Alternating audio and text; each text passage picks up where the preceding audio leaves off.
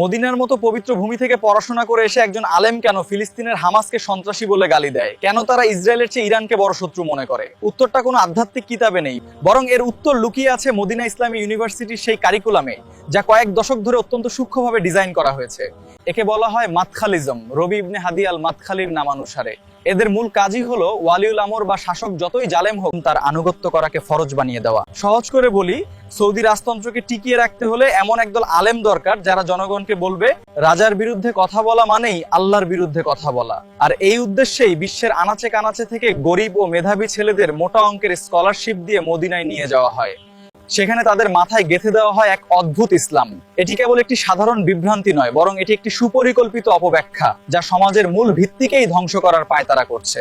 এ বিষয়ে রেফারেন্স হিসেবে আপনি ডক্টর মেইন আল কুদ্দাহ বা আন্তর্জাতিক বিশ্লেষকদের বিভিন্ন গুরুত্বপূর্ণ নিবন্ধগুলো বিস্তারিতভাবে দেখতে পারেন। মদিনা বিশ্ববিদ্যালয়ের পাঠ্যক্রমকে কৌশলে ব্যবহার করে সালাফিয়া আলজামি নামক একটি গোষ্ঠী তৈরি করা হয়েছে, যারা মূলত সরকারের আজ্ঞাবহ হিসেবে কাজ করে। তারা মূলত তাদের শাসন ব্যবস্থা মজবুত করতে চায়। এদের কাছে ইসরায়েলের ট্যাঙ্ক কোনো সমস্যা নয়, কিন্তু ইরান বা হামাসের প্রতিরোধ তাদের চোখে বিদআত আর ফিতনা। আমাদের সবাইকে বিষয়টি নিয়ে গভীরভাবে চিন্তা করা উচিত এবং সত্যের পক্ষে অবস্থান নেওয়া প্রয়োজন। মদিনা ভার্সিটির এই আলেমদের কাছে সবচেয়ে বড় শত্রু হলো ইরান। কেন? কারণ ইরান রাজতন্ত্র মানে না। অথচ মজার ব্যাপার দেখেন, এরা যখন ইরানকে কাফের বলে ফতোয়া দেয়, তখন ইসরায়েলের সাথে সৌদি রাজতন্ত্রের ক্রমবর্ধমান সখ্যতা বা আব্রাহাম অ্যাকর্ডস নিয়ে তারা মুখে কুলু পেটে বসে থাকে। তাদের শেখানো হয় যে শাসকের বিরোধিতা হারাম। এখন মনে প্রশ্ন জাগে, তবে কি ইমাম হোসেন ভুল করেছিলেন? এই গভীর বিষয়টি নিয়ে আমাদের নতুন করে চিন্তা করার সময় এসেছে কি? নাউজুবিল্লাহ। কারবালার ময়দানে যখন ইমাম হোসেন সেই সময়ের জালেম শাসক ইয়াজিদকে বায়াত দিতে অস্বীকার করেছিলেন, তখন তিনি কি বিদ্রোহ করেছিলেন?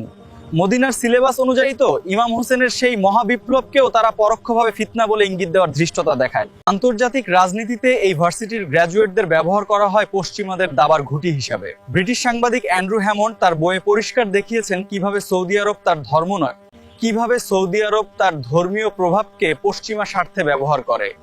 যখনই আমেরিকা মধ্যপ্রাচ্যে কোনো বিশৃঙ্খলা করতে চায়, তখনই এই মাতখালী আলেমরা কোরআন হাদিসের ভুল ব্যাখ্যা দিয়ে জনগণের ক্ষোভকে থামিয়ে দেয়, এবং তারা সবসময় নিজেদের স্বার্থ হাসিলের জন্য পেট্রোডলারের বিনিময়ে ইমান বিক্রি করা একদল বেতনভুক্ত কর্মচারী। এদের কাজই হলো প্রতিরোধের দুর্গ ইরানকে কাফের বানিয়ে মুসলিমদের মনে বিভেদ ছড়ানো, যেন আমরা কখনোই এক হয়ে ইসরায়েলের বিরুদ্ধে দাঁড়াতে না পারি।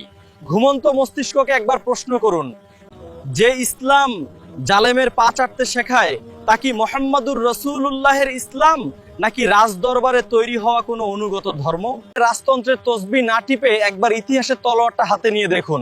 মনে রাখবেন, যারা আজ হামাসকে সন্ত্রাসী বলছে আর ইরানকে কাফের বানাচ্ছে, তারাই মূলত ইসরায়েলের আসল পাহারাদার। এই মদিনা ভার্সিটির তথাকথিত আলেমদের সার্টিফিকেট দিয়ে জান্নাত পাওয়া যাবে না। জান্নাত পাওয়া হবে কারবালার সেই রক্ত দিয়ে, যা জালেমের সামনে কখনোই মাথা নত করেনি।